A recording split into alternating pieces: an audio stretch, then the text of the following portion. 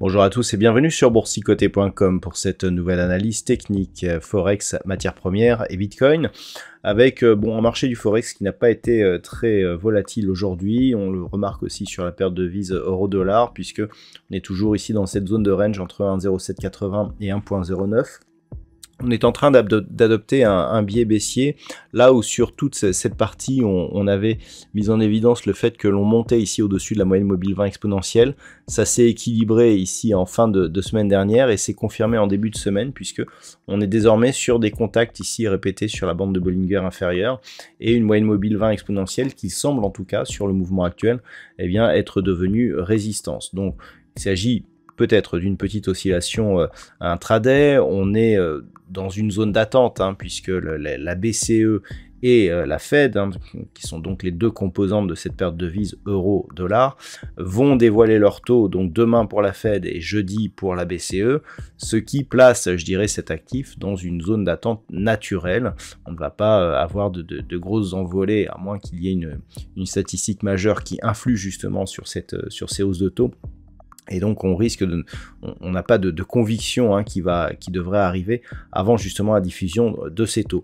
Donc on est toujours dans cette zone d'attente, zone d'attente dans laquelle on est d'ailleurs depuis l'entrée ici donc au milieu du mois de janvier. Si nous avions une cassure ici de la zone des 1,0780, on pourrait ici avoir un gros signal de consolidation, signal qui pourrait s'amplifier, puisque je rappelle qu'on a eu une impulsion ici qui a été donc consolidée sur le retracement à 23,6%. On a tenté ici une cassure, mais ça n'a pas tenu. Si on recasse ici cette zone, alors on aurait des configurations qui ressembleraient plus à des anses avec tasse inversées, mais qui pourraient s'accélérer ici et puis provoquer un mouvement donc de poursuite et donc de retournement d'un point de vue court terme.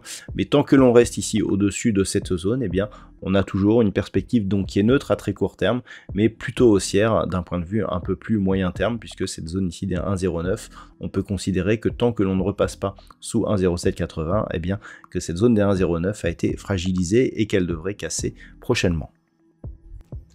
Sur la paire de devises livre sterling contre dollar américain, même constat, on est toujours ici dans une zone de range entre 1.2270 et 1.2430. Là aussi, nous allons avoir donc les taux de la Fed qui influencent la partie dollar, mais aussi les taux de la Banque centrale d'Angleterre qui seront eux aussi dévoilés jeudi. Donc on est ici dans une phase d'attente qui ne devrait pas sortir de cette zone de range. Un petit peu comme sur la paire de devises euro-dollar, une rupture ici des 1.2430 pourrait valider la poursuite du mouvement haussier qui reste donc la tendance de fond. Là aussi, on était déjà venu chercher cette zone des 1.2430, mais sans parvenir à la casser. Donc là, on aurait un signal ici de poursuite qui pourrait même, je dirais, donner un relais à la dynamique moyen terme, alors qu'une rupture ici de la zone des 1.2270 serait plus une consonance court terme avec une possibilité ici de consolidation et de retour sur cette zone des 1.20. Sur l'or, pas de gros mouvements non plus. On a toutefois tenté une rupture ici de la zone des 1918 $ l'once. Donc on confirme l'orientation que je soulignais récemment, selon laquelle on était désormais sur des contacts ici sous la moyenne mobile 20 exponentielle qui agit comme une résistance. On a cassé cette zone des 1918, on est vite remonté. La remontée, même si elle est rapide et si elle remonte sur un niveau supérieur ici au début de la baisse, ne permet pas d'invalider donc la poursuite de ce mouvement baissier. Donc il va falloir rester vigilant quant à une éventuelle rupture prochaine de la zone des 1918 $ l'once. On est toujours donc dans une phase qui est haussière dans le fond, mais qui s'est ici affaiblie. Une seconde rupture de cette zone des 1918 pourrait provoquer une poursuite du mouvement. On est d'ailleurs venu chercher ici sur cette zone de point bas un niveau équivalent à celui qui avait été support ici sur 1902 $ l'once. Et donc le prochain objectif serait ici cette zone des 1880 $ l'once, sachant qu'une reprise de la hausse ici nous ramènerait sur cette zone majeure ici des 1957-1960 $ l'once.